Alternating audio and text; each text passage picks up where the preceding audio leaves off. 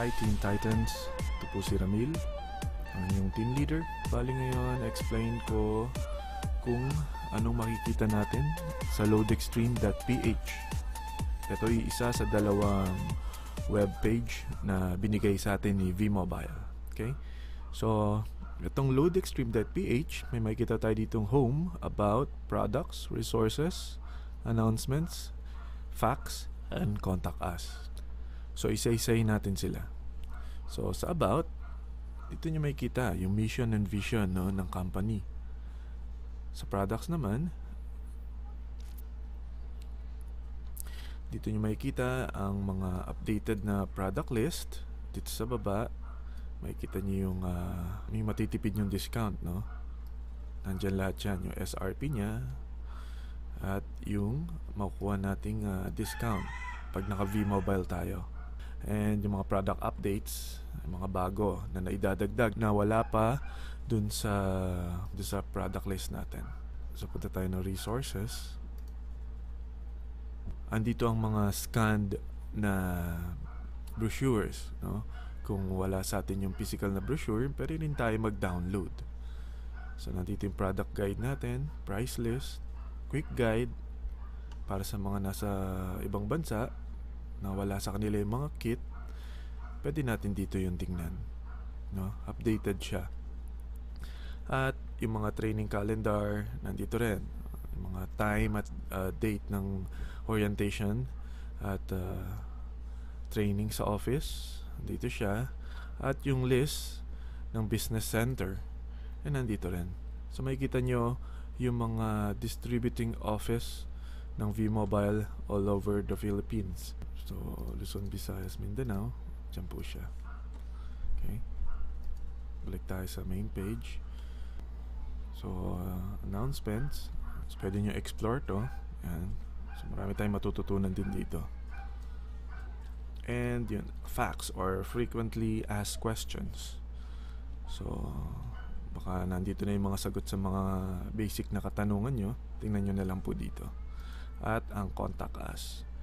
So andito yung mga telephone numbers, mga fax numbers. Pwede nyo ring email ang V-Mobile kung may mga kailangan kayong itanong. Address ng office nandito din. So meron tayong online loading dito sa gawing kanan. So ang online loading, ito yung di mo na kailangan ng cellphone para makapagpasa tayo ng load sa mga kaibigan natin o sa ating sarili. So lalagay lang natin yung binigay na ID ni V-Mobile at PIK. Then yung products, nakalist na po yan dito. So pipili na lang po tayo dyan, no? So pili po tayo ng Globe Autoload Max 100. So lalagay nyo lang po yung cellphone nyo rito, yung pagpapasahan nyo ng load, and yung email nyo. So yung next, load wallet transfer. So ito naman, ganun din, lalagay nyo yung ID nyo, PIK, yung amount na ilo-load nyo sa kapwa nyo technopreneur or sa retailer nyo, and yung ID number nila para malaman ng system kung kanino niya ibabato ang load, at cellphone para ma-receive naman yung confirmation nung pagpapadala nyo, and yung email nyo para meron din kayong confirmation. Piso incremental auto loads, no? So ito naman yung mga patingi-tingi na load, pwede rin from 20 to 150, Globe and Sun lang. So wala tayong Smart dito. So ganun lang, pili lang kayo then yung amount, kung magkano, cellphone number, and email. Ngayon, pasukin natin ang loadextreme.ph using our ID number and PIK number. So mapapasok na natin yung account natin. So dito ay susulat nyo lang ang inyong ID number at yung PIK, then click submit. So ito yung page ko. Then makikita nyo rito yung manage profile. So dito makakapag-edit tayo ng profile natin. So mababago natin yung birthday natin. Yung cellphone, mababago natin yan via SMS nasa quick guide natin kung paano. Page 2 lang po. And yung address. At kung kailangan nyo pong mag-change ng PIK, ito naman po yun. So, click nyo lang po yan. Then, yung current na binigay sa inyo ng V-Mobile. Then, yung new pick or yung gusto nyo ng number na madali nyo matandaan. So, take note, kailangan po, lahat po sila ay numeric. 6 digits lang and all numeric. List Techno user. So, dito nyo naman makikita yung mga napagbentahan nyo o nabigyan nyo ng mga access cards. So, dito makikita nyo yung mga pangalan nila, yung Techno user ID nila, cellphone number and address, at yung available balance, kung magkano pa yung pwede nilang i-load, at yung sales nila.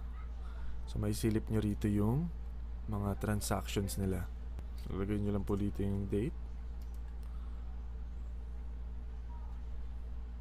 At makikita nyo na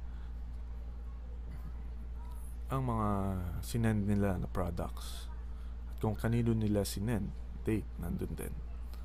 Next, dito natin naman makikita yung 20 na access cards na nakatag sa atin. Meaning, nakaprogram na po ito. So, once na ginamit ng mga Techno user natin, ang kanilang mga Techno user card, automatic na mapupunta sa atin yung 1% override.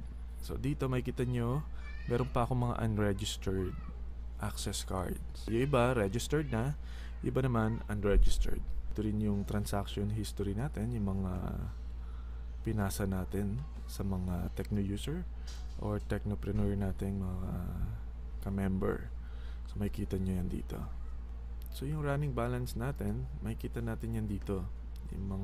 Yung laman ng ating load wallet ay nandito sa available balance under transactions list.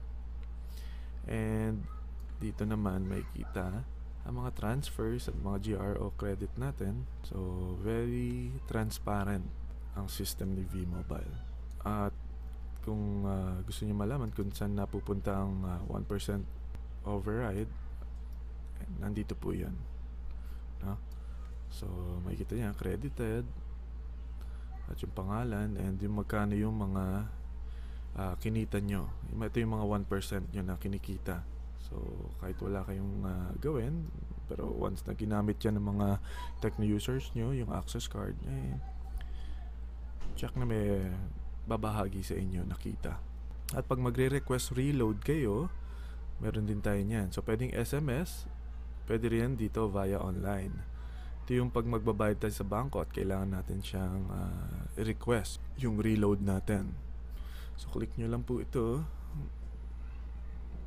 Lagay nyo lang yung PIK nyo. Ito po, may sample po dyan. Yung amount na dineposit nyo. And yung branch. Or reference number, no? Then, yung cellphone nyo. Andito na. Yung date and time. Makikita nyo po yun dun sa may bank slip na binigay sa inyo ng bangko. So, yun lang po. Sana nakatulong itong maikling video para sa pagbigay kaalaman dito sa loadextreme.ph page natin. Hanggang sa ulitin, ito po si Ramil Michael Asnar from Team Titans.